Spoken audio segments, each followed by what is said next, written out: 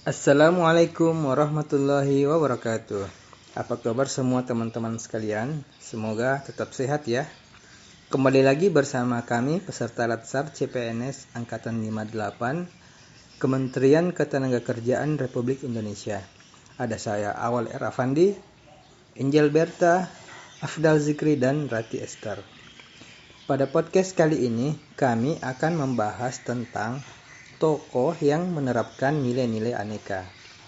Nah, adapun tokoh yang akan kami bahas pada podcast kali ini adalah Bapak Ridwan Kamil. Ridwan Kamil, dengan nama lengkap Muhammad Ridwan Kamil, Kang Emil, merupakan panggilan akrabnya. Lahir di Bandung, 4 Oktober 1971, putra dari pasangan Aceh Misbah Muhyiddin dan Cucu Sekaisih. Sejak kecil, Ridwan Kamil dikenal sebagai anak yang cerdas dan aktif.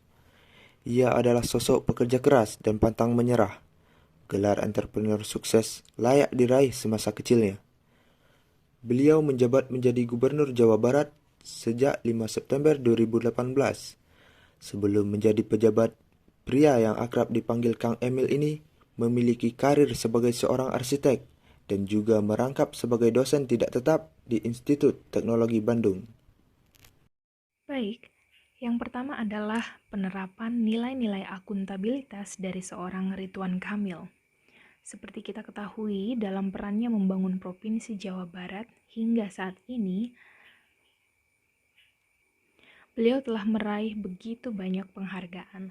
Salah satunya adalah pencapaiannya dalam peraihan nilai A dalam akuntabilitas kinerja Provinsi Jawa Barat pada tahun 2020 dari Kementerian Pendayagunaan Aparatur Negara dan Reformasi Birokrasi melalui laporan hasil evaluasi akuntabilitas kinerja instansi pemerintahan atau LHE-AKIP.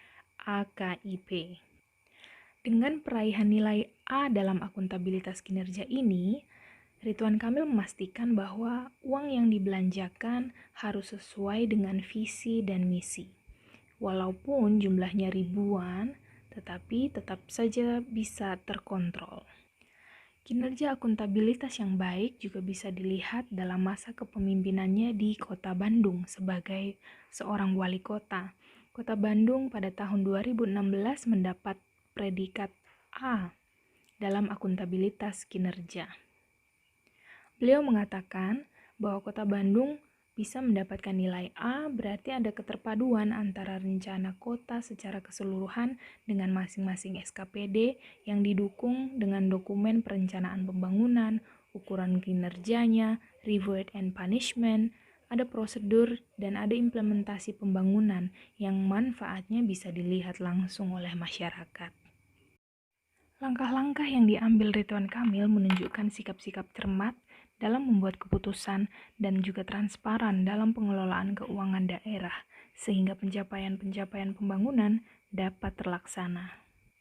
Nah, bagaimana dengan penerapan nilai-nilai PNS yang lain?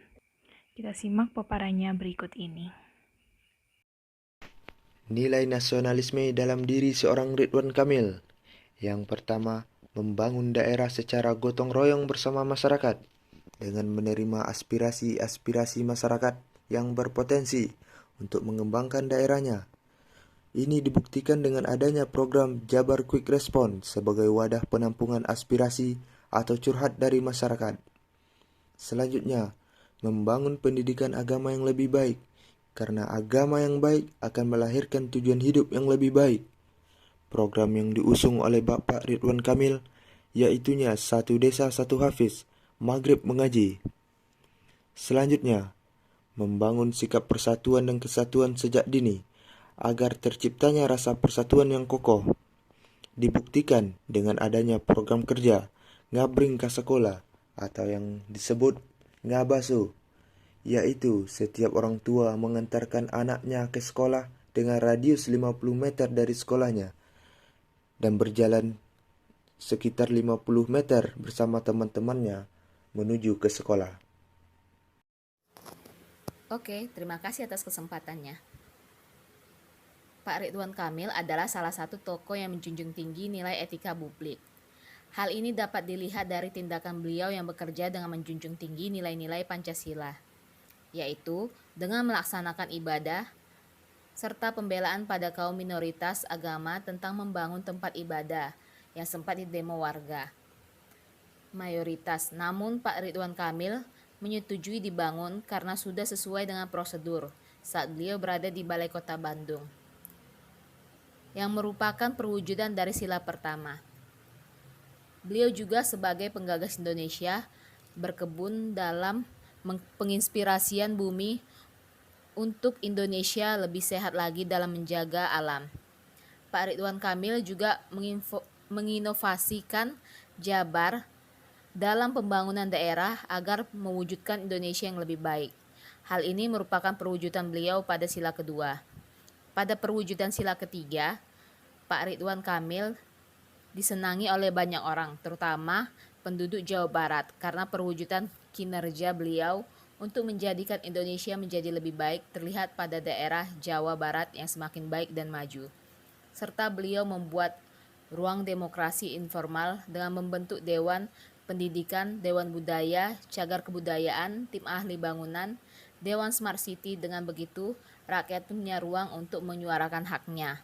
Beliau buka ruang dengan media sosial agar warga bisa memberi kritik. Inilah perwujudan beliau kepada sila keempat. Yang terakhir, perwujudan beliau pada sila kelima dengan cara pemerintahan Kota Bandung telah membuka celah untuk pengusaha kecil, menengah dengan menyediakan pinjaman modal tanpa anggunan atau yang biasa disebut kredit melati. Beliau mengatakan sudah 2.000 orang terbebas dari rentenir. Demikianlah pemaparan saya pada etika publik. Selanjutnya akan dipaparkan oleh rekan saya. Berikutnya, sebagai Gubernur Jawa Barat, Ridwan Kamil mendapat penghargaan sebagai Kepala Daerah Inovatif 2019 dalam kategori pelayanan masyarakat melalui program Jabar Quick Response atau JKR yang diluncurkannya pada September 2018.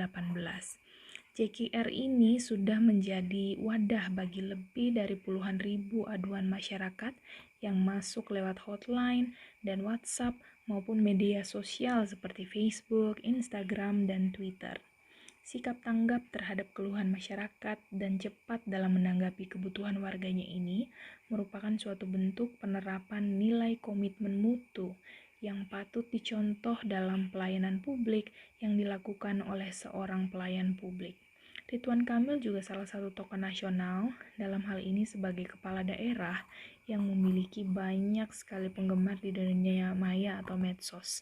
Hal tersebut dikarenakan keterbukaan beliau akan teknologi informasi yang kemudian dimanfaatkan dengan tepat untuk dapat membantu menjembatani komunikasi dengan masyarakat secara luas. Adapun penerapan nilai-nilai anti korupsi yang dilakukan oleh Bapak Ridwan Kamil adalah membuat inovasi e-marketplace pada pengadaan barang dan jasa Pemprov Jawa Barat. Jadi, melalui e-marketplace ini, Pemprov Jawa Barat bisa membeli kebutuhan APBD langsung kepada UMKM secara online. Nah, sehingga Jawa Barat dapat menihilkan fraud, markup, dan biaya yang tidak perlu.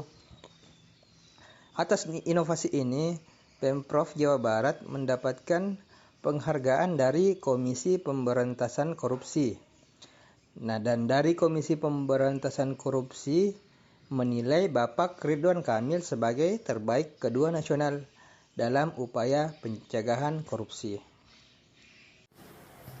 Baiklah teman-teman semuanya, itulah pemaparan kami mengenai analisis tokoh yang menerapkan aneka, serta besar harapan kami bagi kita semua, aparatur sipil negara, dapat menerapkan nilai-nilai aneka bagi kehidupan di lingkungan sosial maupun pekerjaan, untuk kemajuan bangsa Indonesia yang lebih baik, adil dan makmur. Salam sehat dan salam sejahtera untuk kita semua. Terima kasih.